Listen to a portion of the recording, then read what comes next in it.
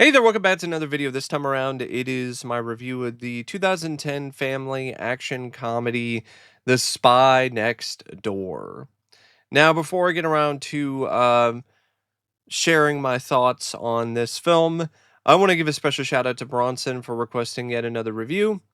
And if there's another film, TV show, or topic that you would like to see me discuss in the future, feel free to donate to either my PayPal or to my Patreon. Link to both is in the video description down below, and I will try to get your requests as soon as I possibly can.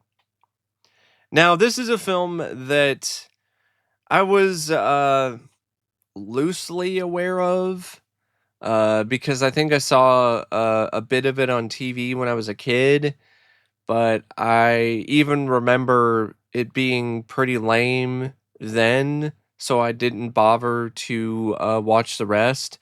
Like, I just decided to give it a shot, watch it until the commercial break, and then I was like, "Yeah, this isn't for me," and then flip the channel. Uh, I didn't really care for this. I felt it was honestly a pretty lame movie, but it's the kind of lame and bad film though that is like inoffensively bad. Like, it's not good, but it does have a heart to it. And in a lot of ways, it just reminds me of your average, below average Disney Channel original movie. That's really the overall vibe and feel that I got from this. It's directed by Brian Levant, and he, prior to this, made a pretty decent career out of directing successful kids' movies. He started out with Problem Child 2. Then he followed that up with Beethoven, which is, you could make an argument, his best film. Then he did, the Flintstones movie, which is flawed, but is still kind of decent for what it is. Jingle All the Way, which I think is an underrated Christmas classic with Arnold Schwarzenegger. He did the Viva Rock Vegas movie, but like, I don't really know if I could really say that he's the main problem with that film. He directed Snow Dogs, Are We There Yet? And The Spy Next Door wound up becoming the death knell of his career. Because after this, he directed nothing but direct-to-video or TV movies. So a guy who actually had a pretty good run of directing successful, family-friendly films wound up ending his theatrical run with a family-friendly film that was an absolute bomb. Now, his direction in this, it's a lot of the same that you've seen from Brian Levant. It's not really a badly directed movie by any means for what it is. It's a kids movie. So a lot of the direction is full of a lot of cartoonish energy, which is what he brought to like the Flintstones movie. And so you get a decent amount of that here. There's not a ton of variety in terms of the pan zooms or different sort of camera angles in this, but considering the kind of film that it is, it's not really something that's a total detriment to the movie or to the direction. At least it's consistent in terms of its framing. At least it's consistently adequate in that regard. And I think it does have a pretty consistent visual tone as well. So it's like, it's one of those films where, yeah, the direction isn't going to blow you away. It's not award winning by any means, but it's lively enough. It's got a decent amount of technique behind it. So I would say the direction is one of the better things about the movie. The fact that it had a pretty a veteran filmmaker at this point helming it, I think that helped the movie, especially when it comes to the fight scenes. I think it's funny that there were people that were, I think I've read some critics talking about how the fight scenes were poorly shot, and I disagree. I think the fight scenes were actually pretty well shot by Brian Levant. And yeah, there were some moments where you could tell that it was a stunt double who was doing the stunts and not Jackie Chan, but that's not really the fault of the director. So, yeah, overall, I felt the direction was fine. I don't think it was bad enough that he deserved never to work again in Hollywood, but that's just me personally. The screenplay by Jonathan Bernstein, on the other hand, as well as James Greer and Gregory Poirier, that was pretty bad. This is just an absolute cliche fest. And like if it had more going for it in terms of some of the other elements of the story or with its characters, then maybe the cliches would have been something that I could tolerate more. But the fact that it didn't have that going for it, and those were also not really that well written, it just made the endless string of cliches all the more annoying. Because it's one of those films where when you're watching it, you're like, I've seen this before. I know where this is going. I've seen this plot countless times already. You got a secret agent or a Navy SEAL or a cop or somebody who's involved with some kind of job that involves them being a man of action, and they have to take care of a bunch of kids. And they have to stay one step ahead of the kids, and it's surprisingly difficult. And oh no, they can take care of all these bad guys, but they can't handle these kids. And then, of course, after that, then they have to fight the bad guys and save the kids. And this doesn't do anything new with the formula that films like Kindergarten Cop or The Pacifier worked with. And speaking of The Pacifier, I read something that Jackie Chan was originally considered to play the lead in that. So that's kind of interesting, if you ask me. That he was originally considered to play the lead in that film, and ultimately he wound up playing the lead in this movie after The Pacifier. And this just seems like it's a pale imitation of The Pacifier, which is a film that he was originally supposed to star in. And The Pacifier isn't like an amazing movie either, but it's a million times better than this.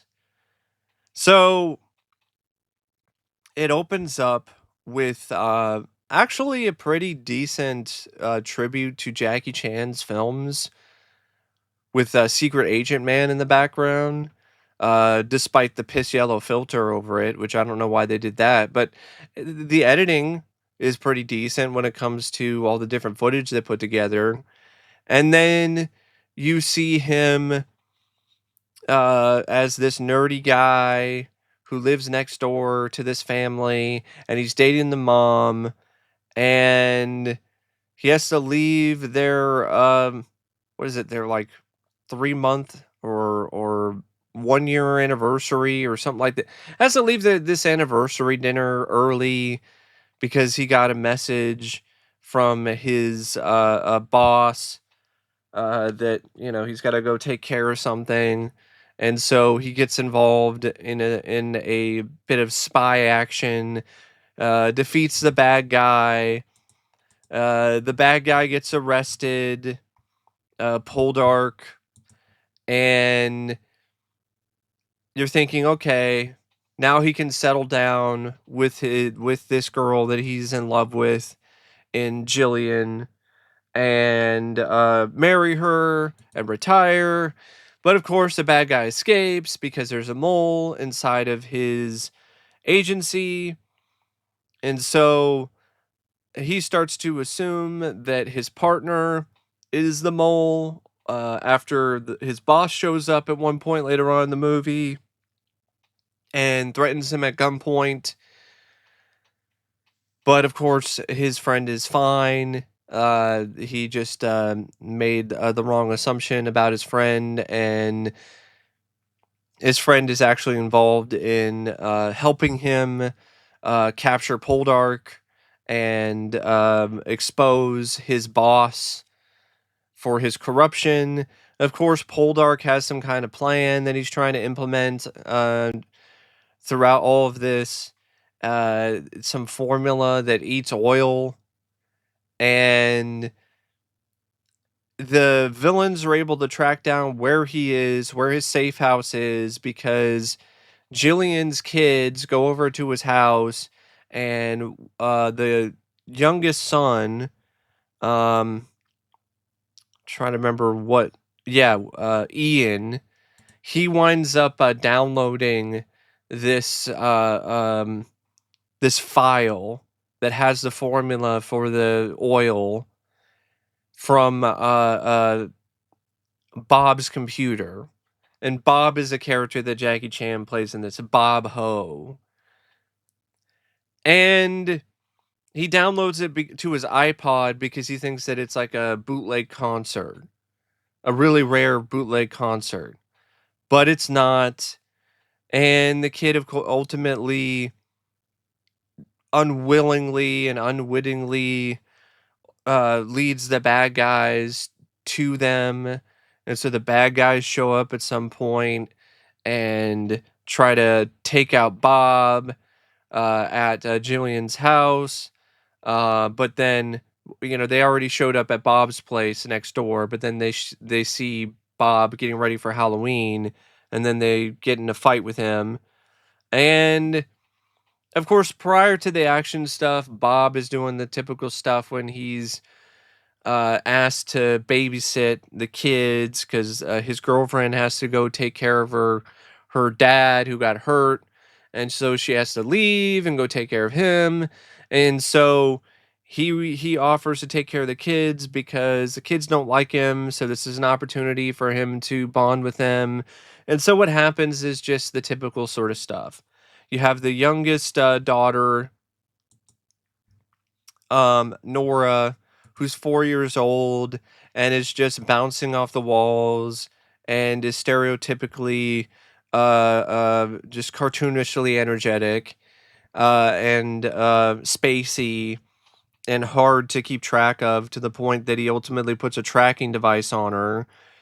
You have the 13-year-old stepdaughter, Farron, who's got an attitude and doesn't like Bob and doesn't like her stepmom because she's taking all of her frustration for her deadbeat dad out on everyone else. You've got Ian, the 9-year-old son, who's a nerd, who the script tries to make you sympathize with him, but it doesn't work because the way that this character is written, he's an absolute dick. This kid is a dick of the highest order. He is such a dick face. And because of his dickish behavior and the way that he acts, when he gets thrown in the trash by the bullies at one point, I'm like, yeah, that's where you belong. You belong in the trash because you're a trashy kid. Some of the statements he makes about adults showing emotion and just the way he acts, like he straight up attempts to sexually assault an older girl at his school. Like, he doesn't do it physically, but he definitely insinuates it verbally. And I'm like, you deserve way worse than a smack in the face, you little prick. And so this kid is supposed to be somebody you're supposed to sympathize with, and it completely fails because I hate this character. Farron, I sympathize with her a little bit more, but only to a point. The Nora is just very cliche. She's just a walking cliche when it comes to a 4-year-old just being overly rambunctious and crazy. And there are some moments though with Bob and Nora that were sweet though, when he sings her a Chinese lullaby. And it honestly sounded like it was Jackie Chan actually singing. And if it was, he can actually carry a tune. But that doesn't make that character into a character that I really liked. There weren't any of the kids that I was really that into or really liked that much. In a film like this, that's something you really need. And I never really felt that way. Farron had some lines that were kind of funny at points, but other than that, like I didn't really care for the rambunctious little girl, and I didn't care for Ian at all. Especially when he becomes a total dumbass dipshit and puts Bob in danger by deciding he's going to be a spy, and him recording the conversation that his boss has with the bad guy doesn't make him a redeemable character, if you ask me. He just got lucky. Um, but yeah, a lot of the stuff with Bob trying to do the stuff that the mom was doing, deal with the kids, deal with their various different disagreements with one another, um, sneaking into the house when they lock him out, cooking a breakfast, and failing initially, but then finding a way to do it, using his spy tools to become a better parent. Like, it's the kind of stuff that you've seen time and time again in this particular kind of plot in this kind of movie. And the way that it does it is just so cliched and been there, done that. The villains also really suck. They are honestly not that far off from Boris and Natasha. There's not a single point where they seem to be intimidating, let alone seem like a viable threat. So you're just waiting for them to easily get defeated and dispatched by Jackie Chan by the end of the movie. And the script also does this dumb thing where there's a third act bit where the girlfriend Jillian is mad at Bob for lying to her or telling the truth about him being a spy because he put put her kids in danger. And I'm like, the complete shift in her character and how she goes from loving this guy to hating him because of everything that happened, despite the fact that the kids are safe, largely because of Bob. And the reason why the kids were in danger wasn't really because of Bob, it was because of your little shit of a kid named Ian. I mean, and that's never addressed, by the way. It's like Ian just gets away with it.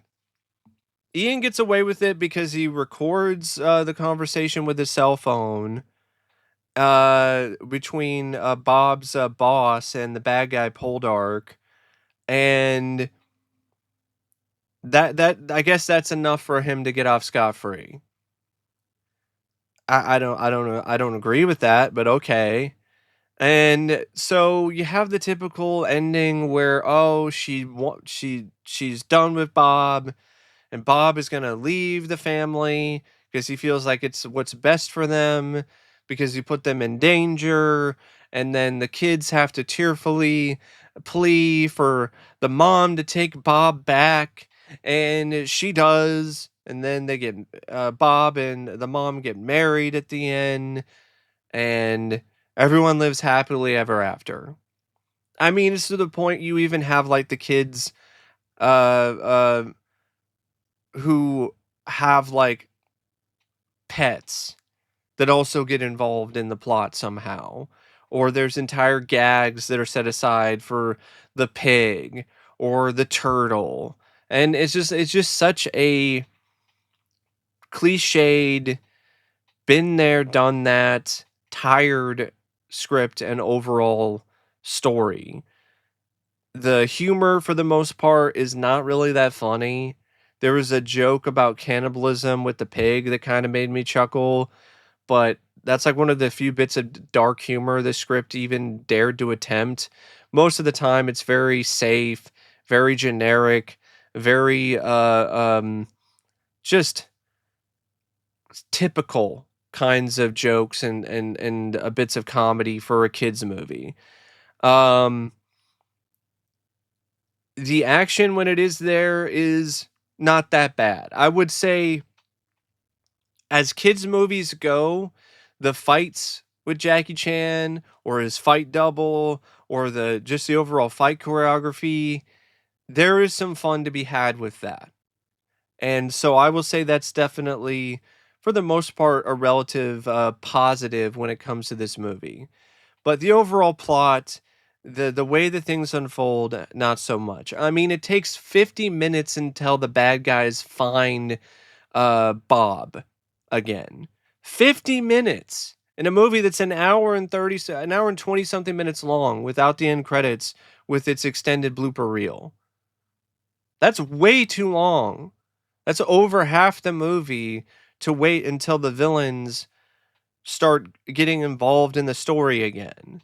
I mean, before that, they're involved, but it's not really in the same capacity. They're at their hideout, and there's this repeated gag of Poldark trying to find outfits that make him fit in with the rest of Americans, and his henchmen keep bringing in the wrong outfits, and there's a lot of that. But that's not the same as them actually finding where Bob is and then physically getting involved in the same vicinity as Bob and the kids. So yeah, the script not very good. Not really anything that's special, that unique. It doesn't put a new spin on these old ideas. There's a reason why it got some pretty poor reviews from critics when it comes to this screenplay.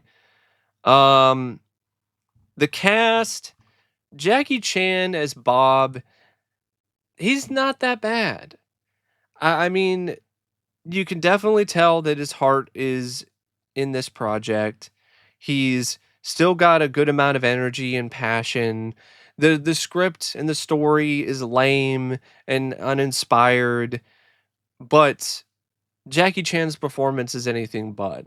A big part of why I was able to kind of tolerate this film and why it's just a below average movie for me and not a film that I just outright hated and wanted to rant on is because of Jackie Chan. I actually thought it was a pretty heartwarming, charming, fun little performance by him as Bob. Um, I also didn't mind Amber Valletta as Jillian, Bob's girlfriend. I thought her performance is actually pretty solid as well, and she had some decent chemistry with Jackie Chan. Um, the villain Magnús Scheving or Scheving or however you say it, this was a incredibly inept performance. What in the hell was that accent?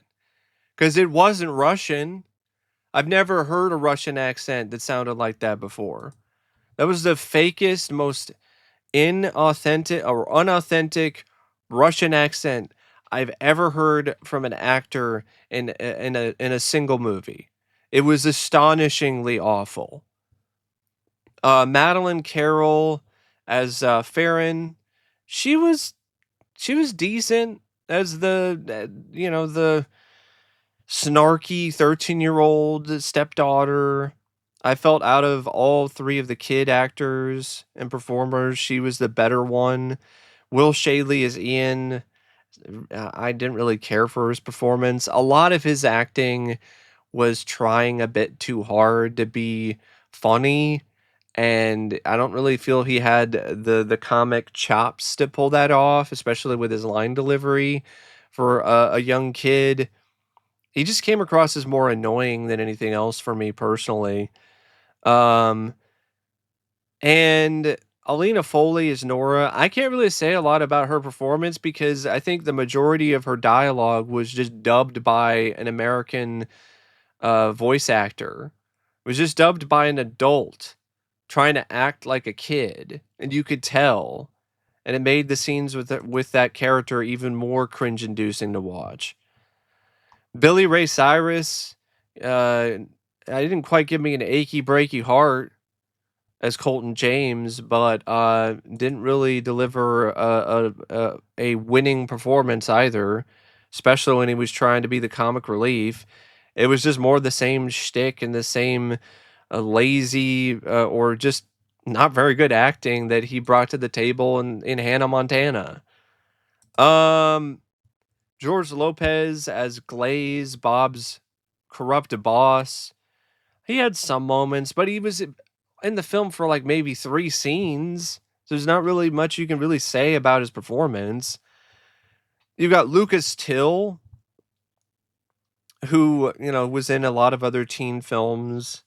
I think he was in yeah, he was in the Hannah Montana movie. He plays a teenager that works with Poldark. You also have Catherine Bocher, who plays Tatiana, Poldark's girlfriend and henchman. She's just doing the typical Natasha shtick, really, from Rocky and Bullwinkle. That's really what she's doing with that performance. The overall performances by the cast, I would say, other than the 2 main adults and one of the kids, it's for the most part also pretty below average. The cinematography by Dean Cundy, I could not believe that Dean Cundy's name was attached to this. This has definitely got to be some of the weakest work of his career. It just looks like he took this for a paycheck. It doesn't look like anything you normally see from Dean in terms of the quality of the cinematography. It actually looks kind of flat and boring at points. It really looks like something you would see on the Disney Channel. So seeing Dean Cundy's name here is definitely something that makes me a little bit I mean, a little bit at a loss for words. It really does.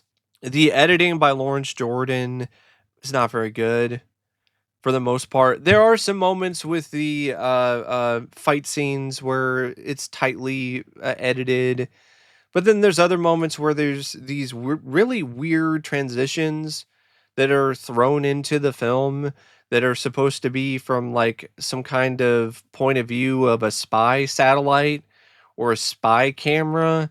And just the way that they're edited in is very awkward. And there's other moments when it comes to Bob interacting with the kids, or other moments involving some of the more comedic pratfalls or moments in the film where the editing is definitely not that great and not necessarily up to par. The music by David Newman is just very cliched, very generic, and just has been there, done that as the rest of the movie. So yeah, it's a 94-minute long movie as well, but it's only an hour and 27. It's like only an hour and 27 minutes. It's not really an hour and 30 something minutes. If you really look at the film as a whole, because the blooper reel and the end credits represents a good chunk of that last bit of the movie. But it still has some pacing problems, even though it's short. Because you're like, this movie is a film that I feel like I've seen countless times already. And at this point, it's gotten old. But that's just my thoughts on it. I know there's people who are fans of this, either as a guilty pleasure or just as a film that they enjoy in general. But this was definitely one of Jackie Chan's more weaker films in his filmography. But anyway, that's my thoughts on The Spy Next Door. And as always, thanks for watching, and I'll see you later. See ya.